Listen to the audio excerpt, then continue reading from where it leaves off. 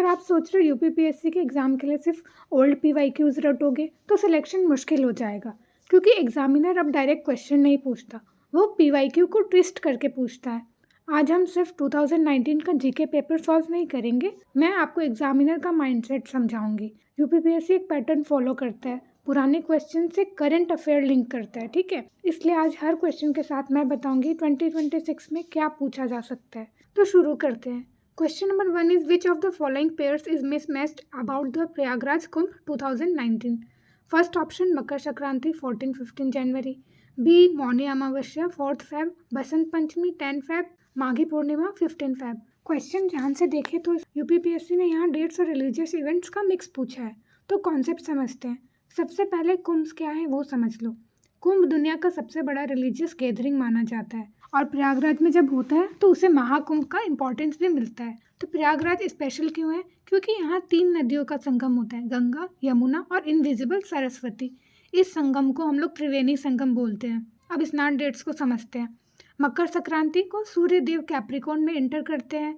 Mauni Amavasya silence और spiritual cleansing का दिन होता है और बसंत पंचमी नॉलेज और सरस्वती वर्शिप का दिन और माघी पूर्णिमा स्पिरिचुअल कंप्लीशन का सिंबल।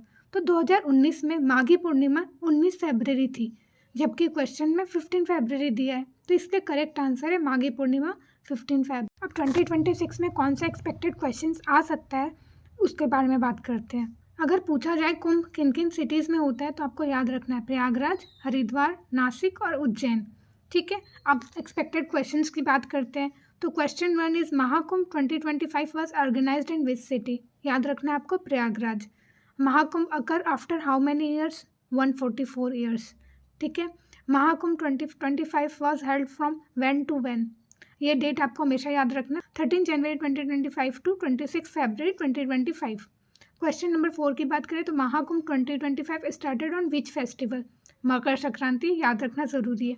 त्रिवेणी संगम के बारे में आपको बता ही दिया था, गंगा, यमुना एंड सरस्वती। एक बहुत इंपॉर्टेंट क्वेश्चन है, Kumbh Mela was included in UNESCO intangible culture heritage list in which year? ये आपको याद रखना 2017। Prayagraj was renamed from Allahabad in which year? ये आपको याद रखना 2018।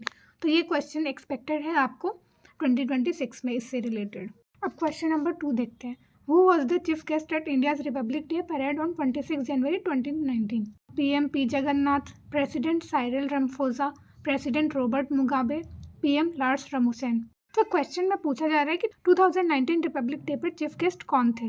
तो इंडिया में रिपब्लिक डे परेड सिर्फ सेलिब्रेशन नहीं होता, ये एक डिप्लोमेटिक रिलेशन का सिंबल होता है। हर साल एक पावरफुल फॉरेन लीडर इन्वाइट किया जाता है। 2019 में साउथ अफ्रीका के president Cyril Ramaphosa chief guest थे। तो ये इंडिया और साउथ अफ्रीका फ्रेंडशिप को हाईलाइट करता है। तो करेक्ट आंसर है आपका option B. Republic Day GK में मोस्टली अफ्रीका या एशियन कंट्रीज के लीडर फ्रिक्वेंटली पूछे जाते हैं। अब बात करते हैं 2026 में एक्सपेक्टेड क्वेश्चन क्या है। तो अगर एग्जाम में पूछा जाए रिपब्लिक डे परेड का ऑर्गेनाइजेशन कौन करता है, तो आंसर है आपका मिनिस्ट्री ऑफ डिफेंस। ये क्वेश्चन आने के चांसेस हैं। नेक्स्ट क्वेश्चन है which countries president was chief guest in Republic day 2025? इसका आंसर है इंडोनेशिया। रिपब्लिक डे परेड 2025 के चीफ गेस्ट थे प्रभावो सुबियांतो, जो इंडोनेशिया के प्रेसिडेंट थे। क्वेश्चन नंबर 3 देखते हैं। इन द फिल्म मणिकर्णिका वो प्लेड द रोल ऑफ रानी लक्ष्मीबाई? विद्या बालन, तापसी पन्नू, रानी मुखर्जी, कंगना रनावत। तो क्वेश्चन सिंपल लग रहा है, बट यूपीपीएससी मूवीज को हिस्टोरिकल अवेयरनेस के लिए पूछता है। फिल्म मणिकर्णिका झांसी की रानी लक्ष्मीबाई पर बेस्ड है। 1857 रिवॉल्ट इंडिया का फर्स्ट इंडिपेंडेंस वॉर माना जाता है। तो इस फिल्म में रानी लक्ष्मीबाई का रोल कंगना रनावत ने किया था। तो करेक्ट आंसर है आपका डी। तो झांसी रिवॉल्ट का मेन सेंटर था और झांसी उत्तर प्रदेश में है, तो इसलिए इससे क्वेश्चन है। अब इस क्वेश्चन से 2026 में एक्सपेक्टेड क्वेश्चन क्या हो सकते हैं। तो इंस्टेड ऑफ फिल्म एग्जामिनर में ask doctrine of lapse was introduced by whom? तो आंसर है आपका Lord Dalhousie. Jhansi was annexed in which year? 1854। Rani Lakshmibai died in which battle? The battle of Gwalior in 1858। अब क्वेश्चन नंबर 4 देखते हैं। ICC women's cricketer of the year and women's ODI player of the year 2018 कौन थी? Sophie Ecclestone, Alyssa Healy, Harmanpreet Kaur, स्मृति मंदाना। तो question sports GK का है। Sports GK dental surgeon exam में scoring होता है। 2018 में women cricketer of the year और ODI player of the year दोनों अवार्ड एक ही इंडियन प्लेयर को मिला था, वो है स्मृति मंदाना। वो लेफ्ट हैंड एग्रेसिव ओपनर है। तो करेक्ट आंसर है आपका डी। तो आईसीसी का फुल फॉर्म है इंटरनेशनल क्रिकेट काउंसिल, तो ये भी आपको याद रखना है, पूछा जा सकता है। तो आईसीसी जो है वो क्रिकेट का वर्ल्ड गवर्निंग बॉडी है। तो वुमेन्स क्रिकेटर 2025 और 2026 से आपके कौन कौन से करंट क्वेश्चन आ सकते हैं। पहला है who is the current captain of Indian women's cricket team, तो है हरमनप्रीत कौर। सेकंड अगर एक्सपेक्टेड क्वेश्चन है ICC women's cricket world cup 2025 was hosted in by which country, तो आंसर है इंडिया, हमारे देश में हुआ था। ICC women's T20 world cup 2024 winner कौन थे, तो New Zealand. Women's Asia cup 2024 winner कौन था, तो इंडिया उसका आंसर है। तो ICC women's cricketer of the year 2018 was Smriti Mandhana. Question number 5 को देखें तो what is the new name of the train 18, Jai Bharat express, Vande Bharat express, Vande Mataram express और नॉन। यह मॉडर्न इंडिया का इंफ्रास्ट्रक्चर जीके है। ट्रेन 18 इंडिया की first semi high speed indigenous train थी। Later इसका नाम चेंज करके वंदे भारत एक्सप्रेस रखा गया। इस ट्रेन का बिगेस्ट इंपॉर्टेंस क्या है, ये इंडिया में ही डिज़ाइन और मैन्युफैक्चर हुई थी, तो इसलिए करेक्ट आंसर इसका वंदे भारत एक्सप्रेस। तब इसका कॉन्सेप्ट अगर मैं बताऊं तो आपको ये train make in India project का सिंबल है। अब इससे रिलेटेड आपका क्या एक्सपेक्टेड क्वेश्चन हो सकता है, तो train 18 is renamed as Vande Bharat express. First Vande Bharat route क्या थी, न्यू दिल्ली से वाराणसी, ये रूट आपको याद रखना है। Third question is Vande Bharat manufactured by which unit, बहुत इंपॉर्टेंट, आईसीएफ, जिसको इंटीग्रल कोच फैक्ट्री चेन्नई, ठीक है। Maximum design speed of Vande Bharat क्या है, 160 किलोमीटर पर आवर। अभी जो रिसेंट क्वेश्चन ये पूछा जा सकता है कि first sleeper version of Vande Bharat launch कब हुआ था, तो 2024 में। अब नेक्स्ट क्वेश्चन क्या था, Vande Mataram song was written by Mohammad Iqbal, Sharat Chandra Chatterjee, Bankim Chandra Chatterjee और रविंद्रनाथ टैगोर। ये बेसिक क्वेश्चन है, वंदे मातरम राइटर कौन सा था, राइट। तो वंदे मातरम सॉन्ग लिखा था बंकिम चंद्र चटर्जी ने, ये उनके नॉवेल अनंत मथ में था। ये सॉन्ग स्वदेशी मूवमेंट का इमोशनल एंथम बन गया था, तो करेक्ट ऑप्शन है सी। स्वदेशी मूवमेंट ब्रिटिश गुड्स बायकॉट करने का मूवमेंट था। इस मूवमेंट में इंडियन नेशनलिज्म को स्ट्रॉन्ग किया। अब इससे एक्सपेक्टेड क्वेश्चन क्या है, it was part of which novel, बताया मैंने Anand Math. Vande Mataram was first song in which Congress session, ये बहुत इंपॉर्टेंट क्वेश्चन है। 1896 में कलकत्ता सेशन में पहली बार इसको गाया गया था। अब difference between national song and national anthem भी आ सकता है, प्लस सेकंड क्वेश्चन इससे रिलेटेड आ सकता है कि वो कंपोज जन गण मन, उसका आंसर है Rabindranath Tagore.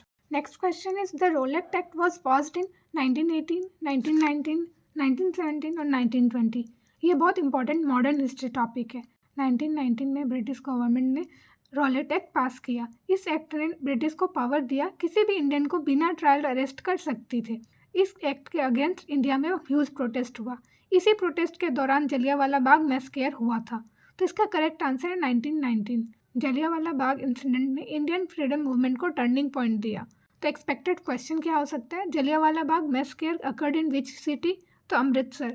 Who was the viceroy during Rowlatt act, lord Chelmsford. Who led the Rowlatt satyagraha, Mahatma Gandhi.